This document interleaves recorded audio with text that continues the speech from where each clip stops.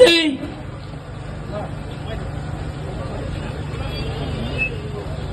এই জয় খিলঞ্জীয়া জাতি সত্তাৰ জয়, এই জয় অসম নামৰ মাজনীৰ সন্তানসকলৰ জয়, এই জয় যোৰহাটৰ ভৱিষ্যত প্ৰজন্মৰ জয়।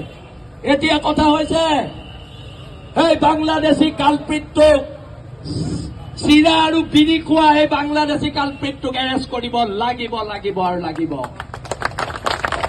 চিৰা আৰু বিৰি খাই অসমীয়া জাতিক হুংকাৰ দিবলৈ অহা সেই বাংলাদেশীটোক এৰেষ্ট কৰিব লাগিব আৰু সন্দেহজনক ঢাকাই পট্টিত উচ্ছেদ চলাব লাগিব লাগিব আৰু লাগিব। সাংস্কৃতিক চহৰ গোলাঘাটত, ক্ষমা কৰিব যোৰহাটত এনেকুৱা ধৰণৰ গুণ্ডামী দাদাগিৰি কোনোবাই সহ্য কৰিব নেই? কোনোবাই সহ্য কৰিব নেই? সেইকাৰণে আমি কৈছো আছে হেংদাং লোৱা নাই, ললে হেংদাং ৰক্ষা নাই। এইবাৰ প্ৰত্যুত্তৰ হেংদাঙেৰে দিয়া হব। আৰু অসম চৰকাৰক সুধিছো, আপোনালোকে বাংলাদেশীলে ভয় কৰে নি? আপোনালোকে যদি বাংলাদেশীলে ভয় কৰে প্ৰেছ মিট দি কৈ দিয়ক আমি ভয় কৰো, তেতিয়া লাচিত সেনাই দায়িত্ব লব লব আৰু লব। আমাৰ এইটো সাহস আছে। আজি যোৰহাটৰ প্ৰত্যেক মানুহক ধন্যবাদ জনাইছো। লাচিত সেনাৰ সদস্য নোহোৱা যিখিনি মানুহ ওলাই আহিছে, যিসকল মহিলা ওলাই আহিছে, আমি ধন্যবাদ জনাইছো। আৰু এই চৰকাৰক আমি কৈ দিওঁ, হ'ব পাৰো আমি দুখীয়া, আমি কাৰো গোলাম নহয়। আঁঠুকাঢ়ি অধিকাৰ খোজা বীৰ লাচিত সেনাৰ নিয়ম নহয়, নিয়ম নহয় আৰু নিয়ম নহয়। এতিয়া এই যাত্ৰা হ'ব, এই যাত্ৰা হ'ব যোৰহাটৰ খিলঞ্জীয়া মানুহৰ সুৰক্ষিত ভৱিষ্যতৰ কাৰণে। এই যাত্ৰা হ'ব বাংলাদেশীৰ গুণ্ডামীৰ বিৰুদ্ধে। এই যাত্ৰা হ'ব অসম নামৰ মাজনী বচোৱাৰ যাত্ৰা, ৰক্ষা কৰাৰ এক যাত্ৰা। আমি দেখোঁ জয় আই অসম, এই জয় আই অসমৰ মাজত থকা আইজনীক বচোৱাৰ যাত্ৰা। সেইকাৰণে আজি প্ৰবল বাধাক নেওচি ইমান মানুহ ওলাই অহাৰ বাবে মই ধন্যবাদ জ্ঞাপন কৰিছো।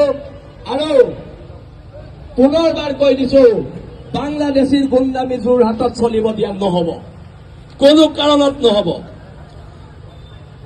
এতিয়া বৰ বেছি দীঘলীয়া নকৰো, আমি আমাৰ যাত্ৰা আৰম্ভ